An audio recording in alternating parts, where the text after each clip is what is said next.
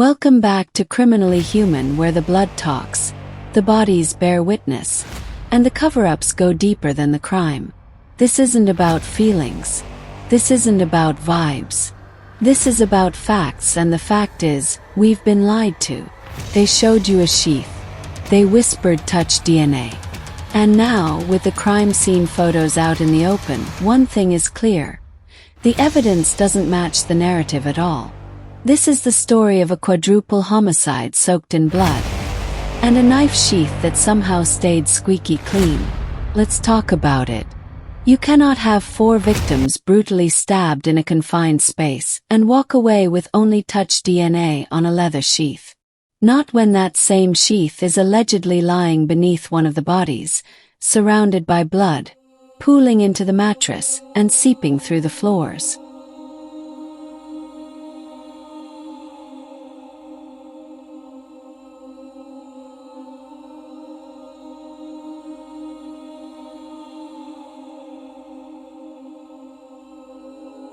Let's look at the crime scene. Multiple stab wounds per victim. Defensive injuries. Bleeding from both arterial and venous sources. Blood stains that soaked through the mattress and literally made the house bleed on the outside. Photos now show walls smeared, floors saturated, and sheets dyed crimson. But the knife sheath, reportedly found in the bed, next to the victim's body. And somehow, not one drop of blood. No transfer. No spray. No smudge. Just touch DNA on the snap button. And they want us to believe that's enough to send a man to death row. Come on. The touch DNA found on the sheath was reportedly a single-source male profile, matched through genealogical database searches. It wasn't blood. It wasn't semen. It wasn't skin tissue. It was a few epithelial cells, the kind you leave behind when you touch something once. So let me ask you this. If Kohberger handled that knife during the murders, where is the blood transfer? Where is the victim DNA on the sheath? If it was tucked under a victim's body, shouldn't there be mixture profiles? Why didn't they find Kohberger's full DNA profile anywhere else? He didn't leave it on the door. He didn't leave it on the victims. He didn't leave it on the floor, the walls, the carpet. Not in the car. Not on the seats. Not on his shoes. Nothing. So how is that sheath the only link? We're talking arterial spurts, cast-off, back spatter, passive drips, transfer stains, and saturation pools. That kind of bloodshed clings to everything such as clothing, hair, shoes, phones, keys, car mats, car seats, door handles. Yet somehow, no blood found in Kohberger's apartment. No blood in his Hyundai Elantra. No trace evidence in his trash. No bloody clothes recovered. No shoe prints matched to him. No gloves found. No wounds reported on him. You expect me to believe this man committed a quadruple murder, with this level of brutality, and didn't bring home so much as a flake of blood under his fingernails? That's not evidence. That's fiction. Let's be real. That sheath is too convenient. It had no victim blood on it. It had only Kohberger's touch DNA, on the snap. Nowhere else on the sheath. Not the blade section. Not the leather exterior. Not even a smudge.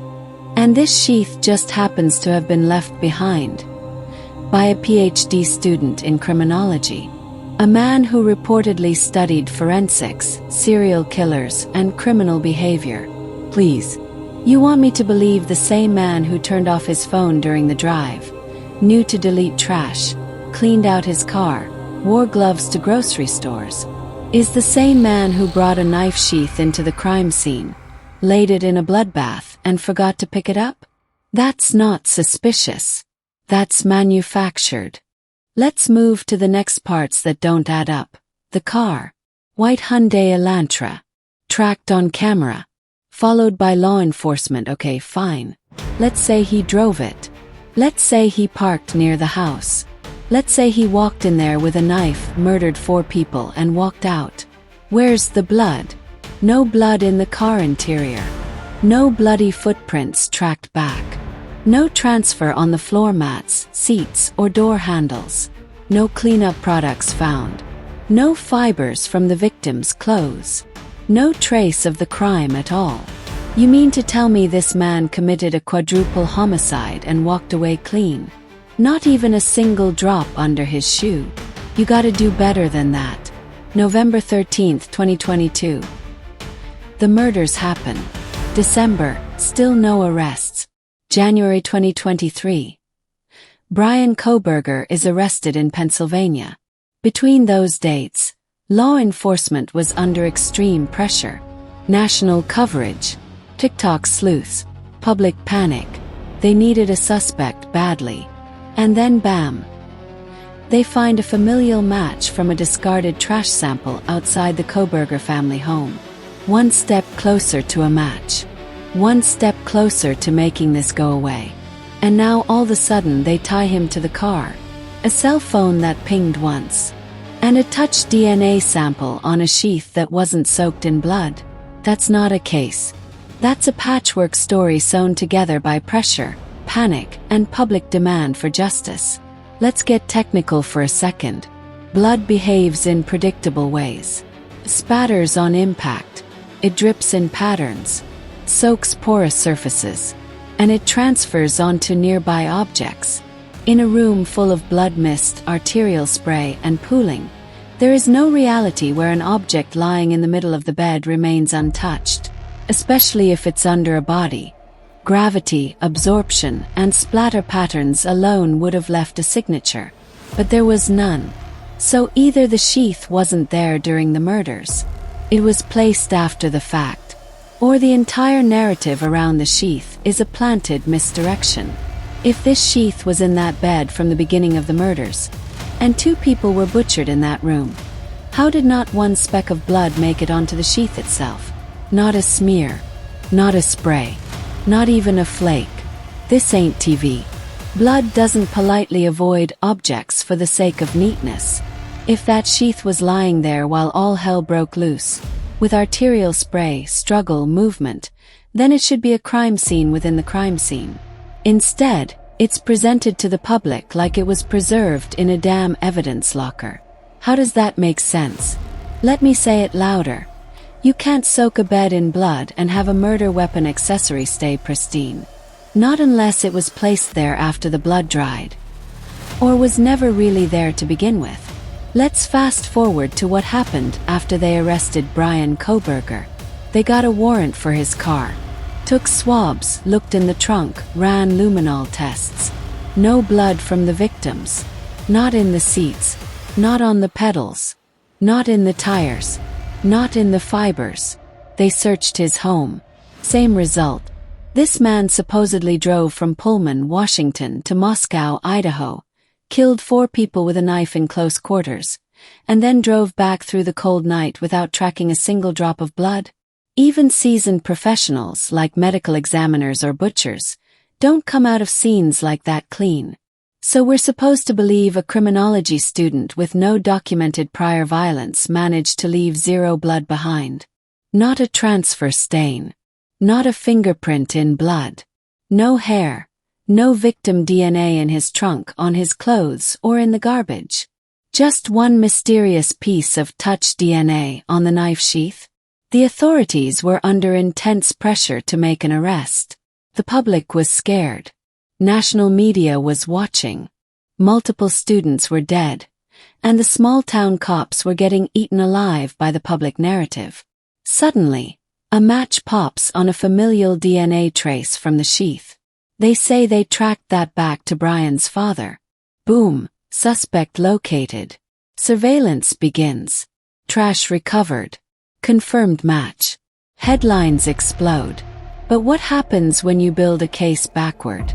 Instead of following the evidence to a suspect, they built a suspect and started hunting for evidence to support that choice. Instead of asking why nothing else at the scene matches Kohberger, they doubled down on what little they did have. And they made the knife sheath the entire case. Imagine this. You have 4 victims, brutal wounds, massive blood loss. But the only item tying your suspect to the scene is an object that has only his touch DNA on it. That's the kind of stretch that would snap in any courtroom, unless you prime the jury with fear and emotion first. So where did all that blood go? This is the part they can't explain. Because to admit there's a gap between the expected forensic outcome and the actual evidence is to admit something isn't adding up. That's why they've gone radio silent on certain lab results. That's why the media has been spoon-fed curated narratives while the public's kept in the dark. Here's what's starting to look real to a lot of us. That sheath was planted, or it was mishandled, or it wasn't found where they said it was. But one thing's for sure, it doesn't hold up to the rest of the scene. It's like finding a clean napkin at a barbecue massacre and saying, "Aha! This must belong to the killer."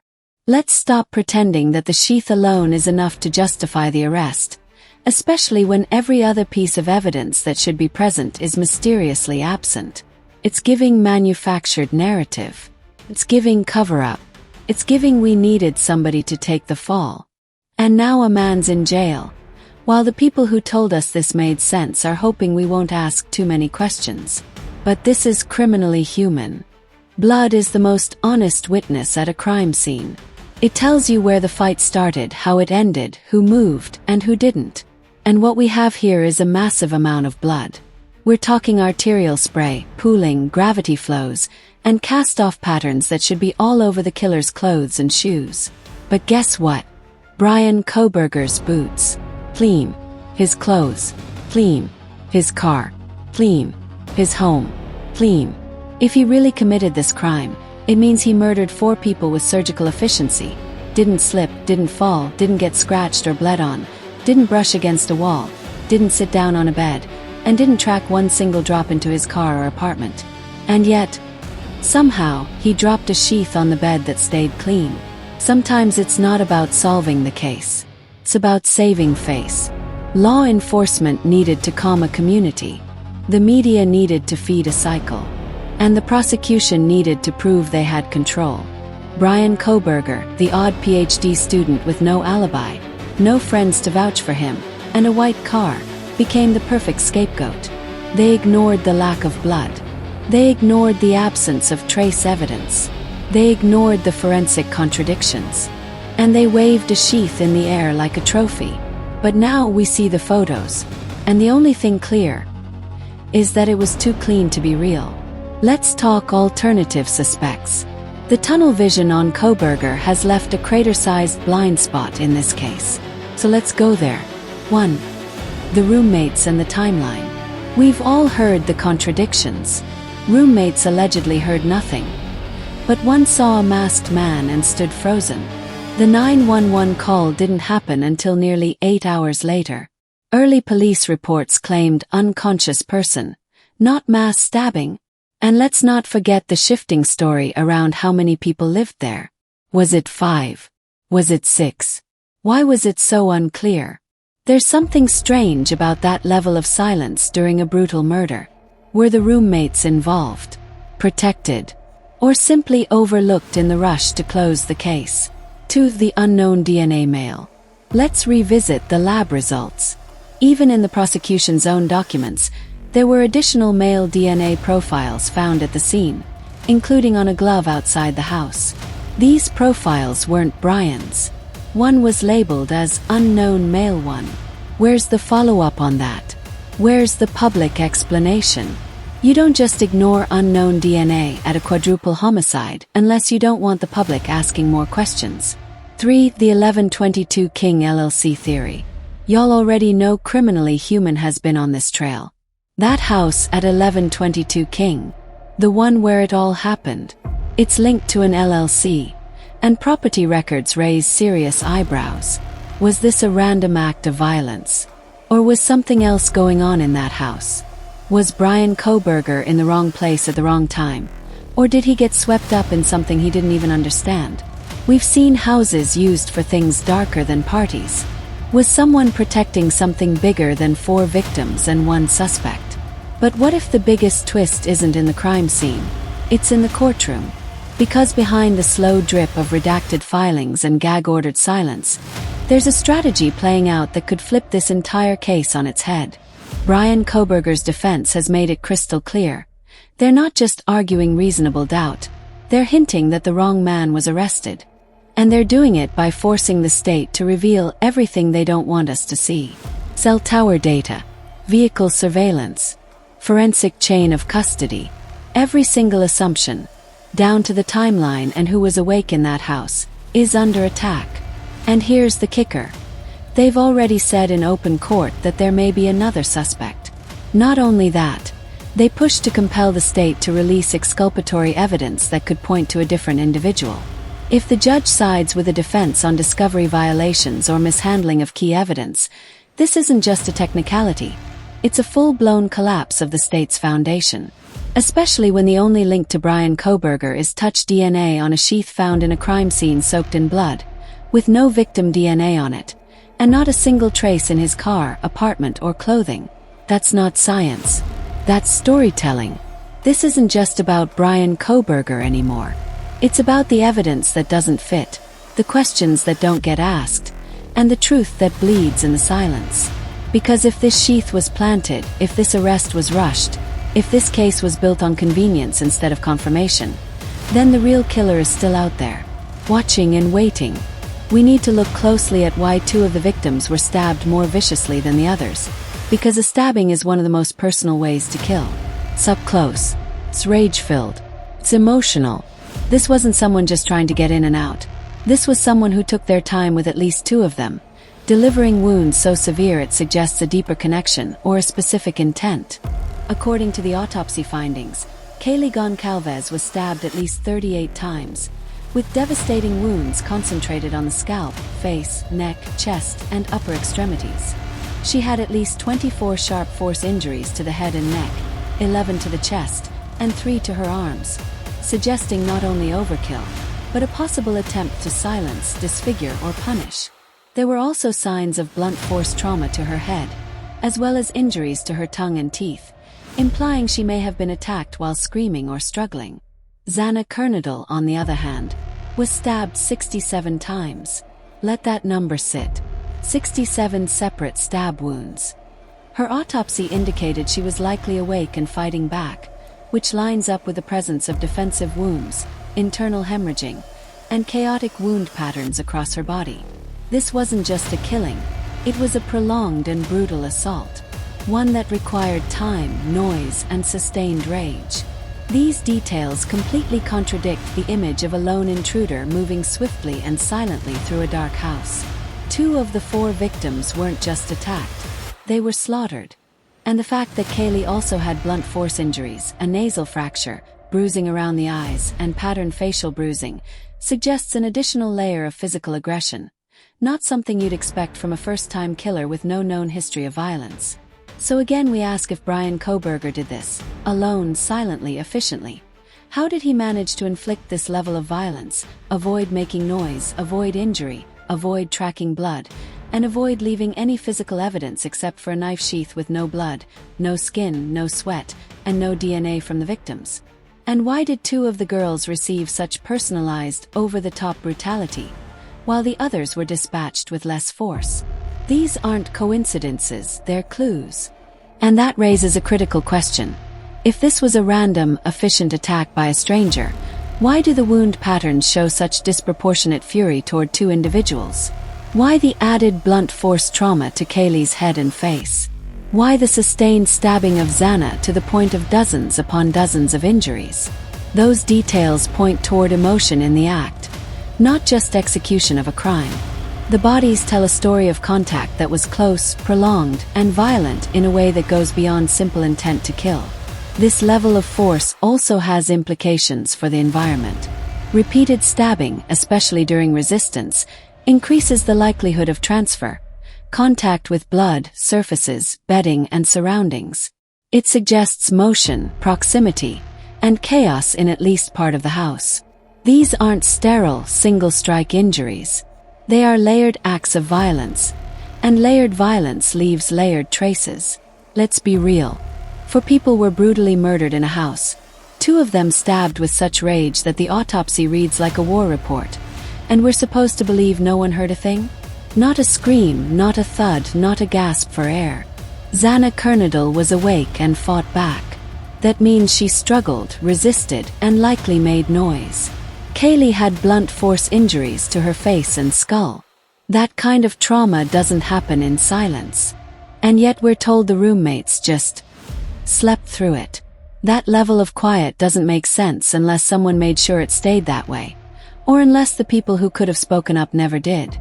The official story wants us to believe that one man, alone, moved through a multi-level house in the dark, killed 4 people with extreme overkill, and somehow managed not to wake anyone. Or at least no one who spoke up. That only works if you erase human instinct. If you ignore how thin walls are. If you pretend that death doesn't make noise. There's no way this level of chaos happened without alerting someone in that house. Unless they weren't sleeping. Unless silence was the plan. Now ask yourself this. How is all of this done by one man? One man with no help, no knowledge of the floor plan. No guarantee the victims would be asleep. Yet he somehow kills 4 people, 2 of whom were clearly awake, mobile, and fighting for their lives, all without waking the rest of the house.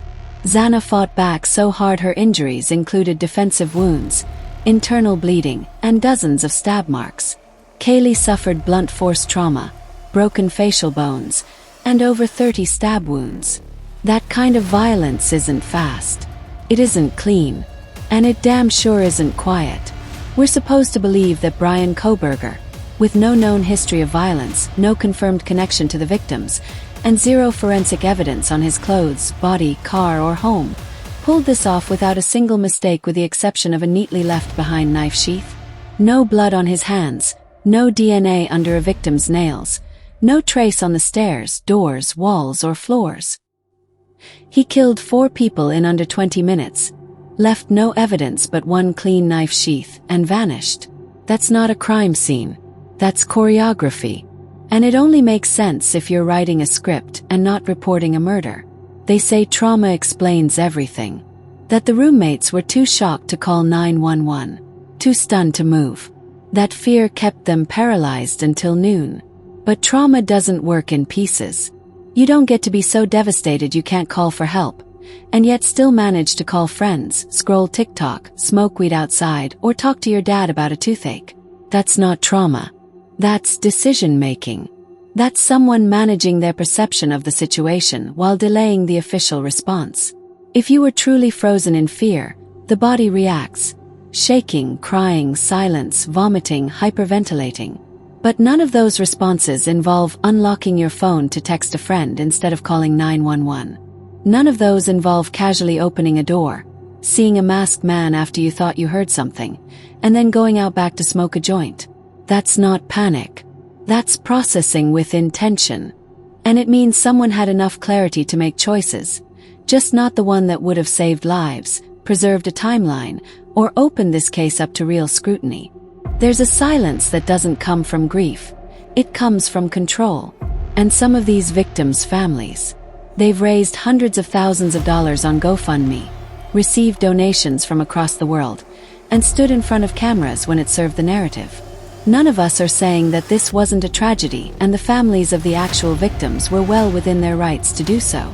But now, with photos leaking, autopsy details surfacing, and contradictions piling up, suddenly it's respect our privacy and stop the speculation. You wanted the public to care, to click, to share, to give, and we did. But you don't get to take the money, then lock the doors to the truth. You can't have it both ways. You can't brand a tragedy, raise funds under banners of justice for my child, and then demand that details be sealed, scrubbed, and silenced. Especially when those details point to gaps in the official story, and possibly to the wrong man behind bars. You wanted the public in the courtroom when it was about tears and teddy bears, but not when it's about blood patterns, defensive wounds, or the fact that 2 victims were brutally overkilled while others were spared. That's not protection. That's selective shielding, and it serves the system, not the truth. No one's saying grief isn't real. But justice can't be convenient. If Bryan Kohberger is innocent, or if the story told doesn't match the evidence found, then the truth matters more than anyone's discomfort. The public didn't ask to be involved in this case. You brought us in. You opened the door with every press interview, every hashtag, every GoFundMe share. And now that people are asking real questions, you want to pull the curtain closed. That's not how justice works. Society is split. Not because of the facts, but because of the fantasy people need to believe. On one side, you've got the pea-brained parade of folks who think a knife sheath and a plea deal are all the proof they need. He pled guilty, so he did it, while ignoring the context, the pressure, and the consequences behind those courtroom decisions. They don't ask why the evidence is missing, contradictory, or straight up impossible. They just want to feel safe, even if the safety is fake. Then there's the rest of us. The ones who read, question, and know damn well that a plea isn't the same as a confession. Bryan Kohberger pled guilty to avoid the death penalty, not because the evidence proved anything beyond a reasonable doubt. There's no blood on his boots, no trace of victim DNA, no history of violence, no surveillance footage, no motive. But the public is expected to accept this narrative because the state wants closure, and the media needs a villain. The truth is inconvenient, so they wrapped it up in legal tape and gave it a name: guilty. And now we're left with a justice system smirking behind the scenes, because they got what they wanted. A conviction. Doesn't matter if it makes sense. Doesn't matter if the timeline is flawed, or the house too silent, or the bodies too brutal for one man to manage. The public got their headline. The prosecution got their win. And the rest of us, we're forced to live with the knowledge that truth took a backseat to optics. And society has been coddled into emotional fragility. People are so terrified of feeling uncomfortable, so addicted to soft lies, that when they get smacked with raw logic, they call it an attack. The moment someone dares to challenge the script, to actually think instead of feel, the marshmallow crowd circles the fire and starts yelling that we're cruel, heartless, or cold. But we're not. We're just not afraid of the truth. The weak ones aren't defending justice. They're defending their comfort zones. They'd rather roast snacks around the flames of fake narratives than step outside society's padded little bubble and ask real questions. People like us, we're not the problem. We're just the mirror. And some folks can't handle the reflection. So instead of waking up, they double down. And that's why the system keeps winning, because too many are too chicken shit to think for themselves. At the end of the day, this was never about justice. It was about performance. About finding someone to blame fast enough to calm the cameras and quiet the crowd. The crime scene tells one story, the evidence tells another, and the prosecution told whatever would stick. And society, most of them bought it, because it's easier to digest an unclean conviction than it is to stomach the truth that we may have gotten it wrong. But some of us aren't here for comfort. We're here for clarity. We don't care about feelings, we care about facts.